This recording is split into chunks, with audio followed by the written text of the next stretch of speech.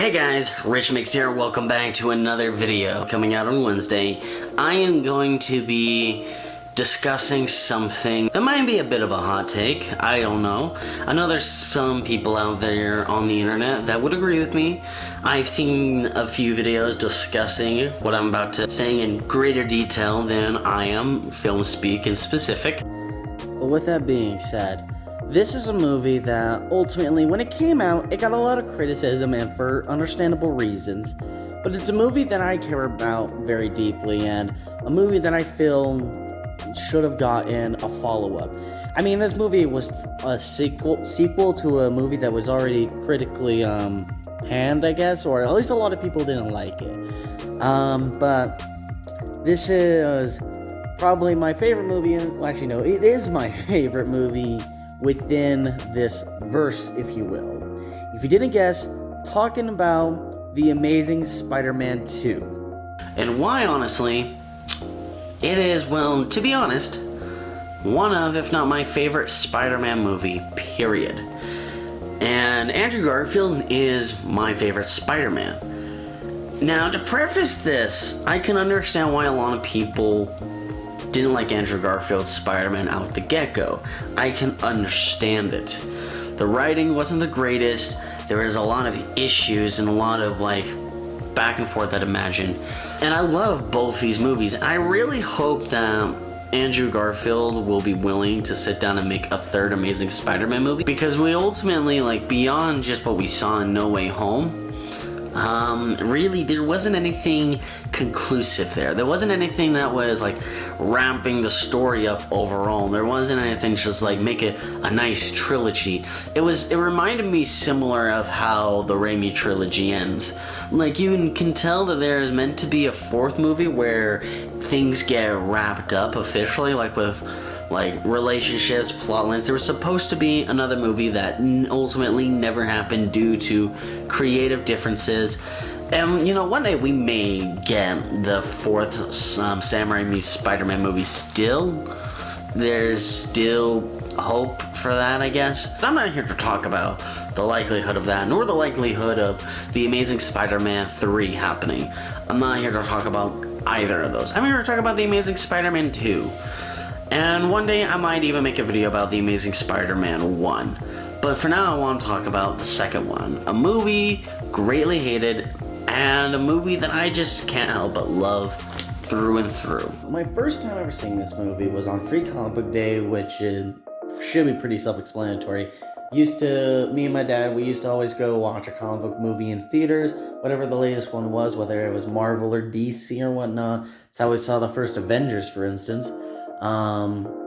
And we would just go see a comic book movie, and I saw The Amazing Spider-Man 2, and it was a very amazing experience for me. I really remember walking out of the movie and absolutely enjoying it, and being absolutely surprised that everyone talked absolute crap on it, and it didn't make sense to me at the time.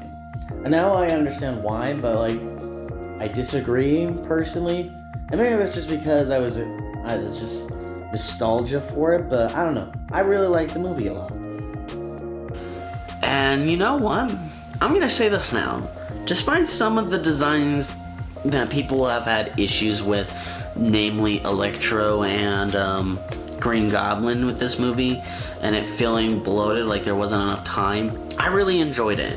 I always felt very immersed. In fact, this movie absolutely destroys me every time I watch it. It's because of the very end. It's a movie that never fails to make me laugh, and Peter Parker goes through a lot of shit. And I will say this now, Spider-Man, a lot of Spider-Man fans are very guilty of just wanting the protagonist of our favorite comic book character to suffer. Now he's my second favorite comic book character, but one of our favorite comic book characters, I should say, just to suffer. Because in all reality, a lot of his stories encapsulate that. There is a lot of hardship that is in Spider-Man's stories.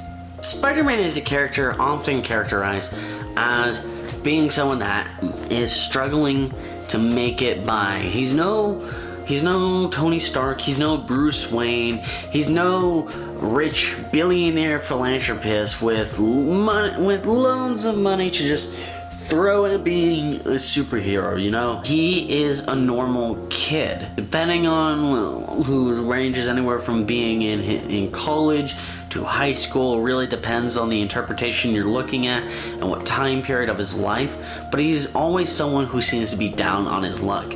Just like a lot of people who read his comics, there's a reason Spider-Man is super relatable, and because life is not easy for him, and finding a balance between being Spider-Man and Peter Parker is always a challenge for him. It's what makes these movies so interesting, in my opinion. When you take that element away, it weakens the movie for me. And with The Amazing Spider-Man 2, we really get to see this on full display. Because in all reality, Peter Parker suffers a lot. He's trying to figure out who his dad is. Now, mind you, the whole spy plotline didn't work in the comics either, so that there was no way on hell or on earth you could ever make that work, because it just takes away important aspects of Spider-Man's character as a whole. But furthermore, to my point, it also illustrates the fact that, well, his dad didn't have enough time. The issue of not having enough time is just throughout this entire movie. Peter is constantly running out of it. And he's constantly running out of time. He doesn't have enough time, and he's just getting by the neck of it, you know?